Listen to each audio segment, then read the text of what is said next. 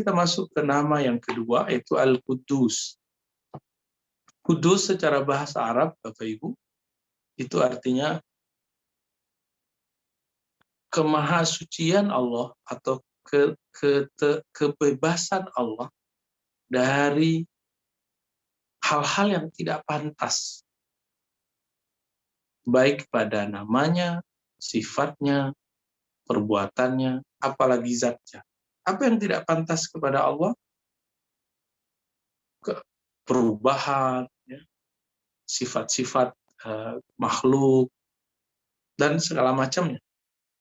Dan ada kata kunci yang boleh kita sebut dari Al-Quddus adalah Allah itu maha suci, maha terbebas dari semua gambaran orang yang menyucikan Allah.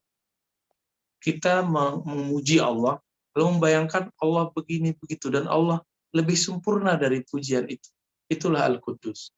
Orang membayangkan Allah itu dapat menyembuhkan dengan cara ini dan itu. Allah lebih hebat dari itu. Inilah mana Al-Quddus. Allah dapat memberi rezeki dengan cara yang sangat canggih, lalu manusia membayangkannya dari pintu yang tidak berpintu, dari arah yang tidak berarah, tapi sebenarnya Allah lebih hebat dari semua itu. Jadi inti dari menyebut nama Allah Al-Quddus adalah menyerahkan pujian, kesucian Allah itu kepada Dia sendiri.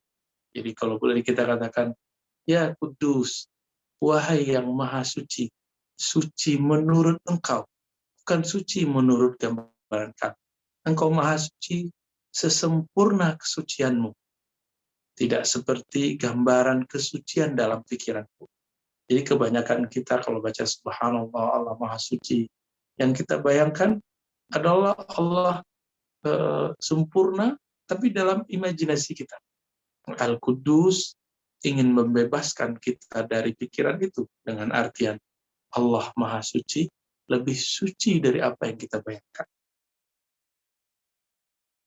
Maka orang-orang yang mendapatkan nur Al-Quddus itu dia tidak akan pernah stres beragama.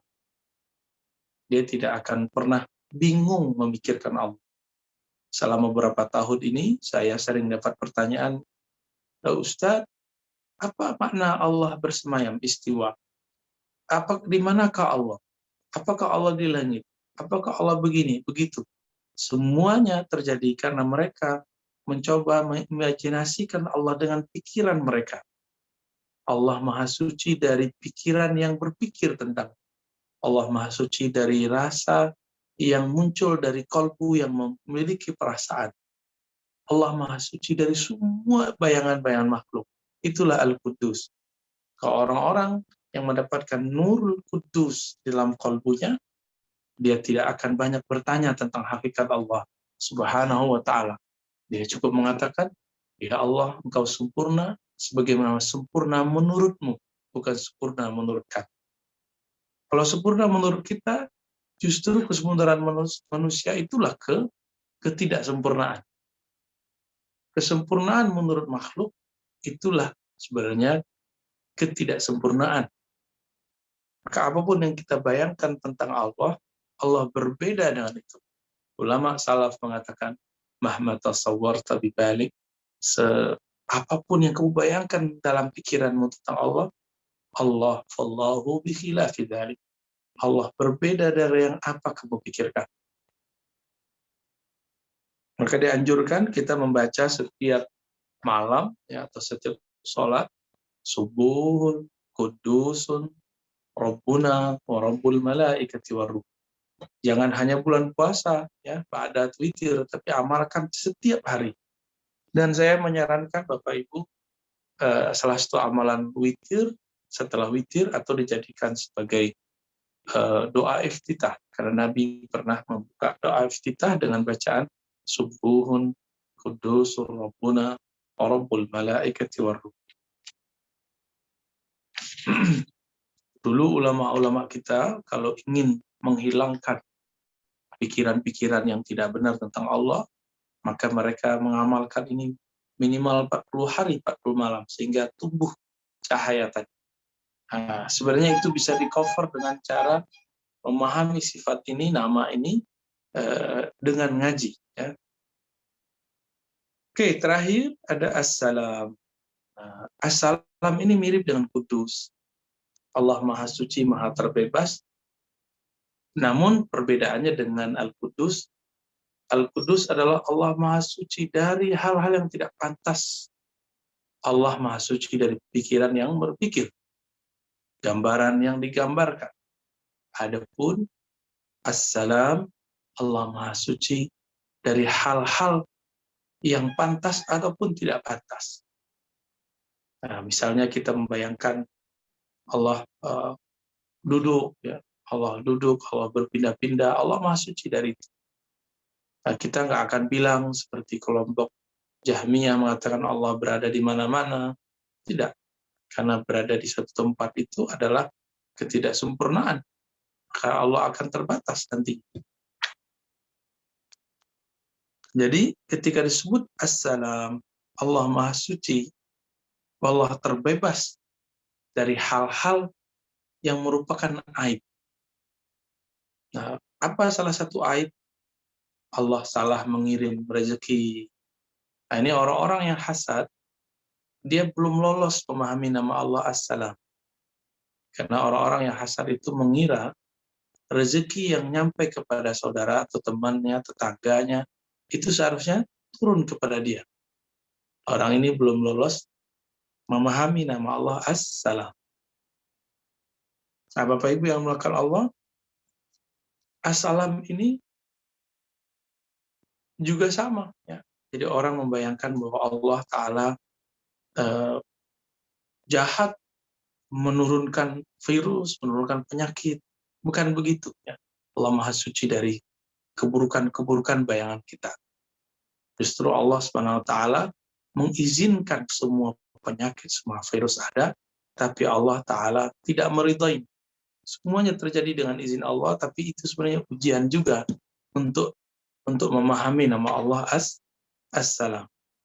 Apa itu bukan Allah, orang yang memahami As-Salam, Allah Maha Suci dari hal-hal yang tidak yang pantas ataupun tidak pantas. Maka As-Salam ini jika masuk ke dalam kolbu nurnya, apa yang terjadi? Lisan seseorang mukmin akan terjaga dari menyakiti sesama mukmin. Perbuatannya, sikapnya, postingan-postingannya, sentilan-sentilannya, itu tidak membuat orang lain sakit hati. Membuat orang lain berpikir baik, iya boleh. Tapi jika membuat orang lain tersinggung, membuat orang lain tidak nyaman, maka orang ini belum mendapatkan nur daripada As-Salam. Jadi, hadis Nabi, Al-Muslimu man salim al-muslimuna min lisanihi wa yadihi. Orang-orang Islam itu, orang-orang yang berkarakter As-Salam itu, orang yang manusia di sekitarnya yang mukmin, yang beriman, selamat terbebas dari keburukan lisannya, keburukan perbuatannya. Nah, semoga kita termasuk orang-orang yang seperti ini. Berarti orang ini bagaimana? Orang ini, Bapak Ibu yang melakukan Allah, kalam-kalamnya, kata-katanya, ini sangat terjaga. Mungkin tetap ada orang yang hasad, yang tersinggung, tapi orang beriman malah senang. Maka orang-orang seperti ini boleh dikatakan juga mendapatkan nur salam, nur as-salam, dan itu merupakan bagian dari rahmaniyah Allah Subhanahu wa Ta'ala. Nah, jika kita sakit berat, ya, baca aja as-salam, ya salam, ya Allahus salam, ya antas salam. Nah, terakhir, kenapa kita setiap ba'da sholat membaca Allahumma antas salam wa minkas salam. Tabarakta ya Rabbana dzal jalali wal ikram. Ya Allah, engkaulah as-salam. Maknanya tadi, engkaulah yang maha terbebas dari aib dan aurat, kekurangan-kekurangan. Wa minkas salam. Maka dari engkau jugalah keterbebasan kami dari semua aib. Salat kita penuh dengan aib. Apa aibnya? Aib kita dalam salat, kita tidak khusyuk dalam salat. kita tidak menyadari apa yang kita baca dalam sholat. Kita tidak merasakan kehadiran Allah yang kita sembah dalam sholat. Ini aib. Selesai Assalamualaikum, karena kita tahu sholat kita tidak maksimal, kita katakan, Ya Rabb, Ya Allah, Engkau maha tahu, Engkaulah yang maha suci dari kekurangan, sholatku penuh dengan kekurangan. Sholatku penuh dengan ketidaksempurnaan. Wa minkas salam.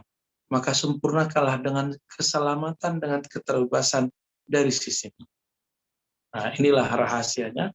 Orang yang membaca Allahumma antas salam, insya Allah sholatnya akan dimaafkan. Sholatnya akan dianggap sholat khusyuk meskipun dia tidak khusyuk. Kenapa? Karena dia memulangkan semuanya kepada Allah Subhanahu wa Ta'ala. Lebih kurang itu Pak Mas dan Bapak Ibu yang berkata Allah. Silakan kalau ada yang mau ditanya atau yang didiskusikan. Ya.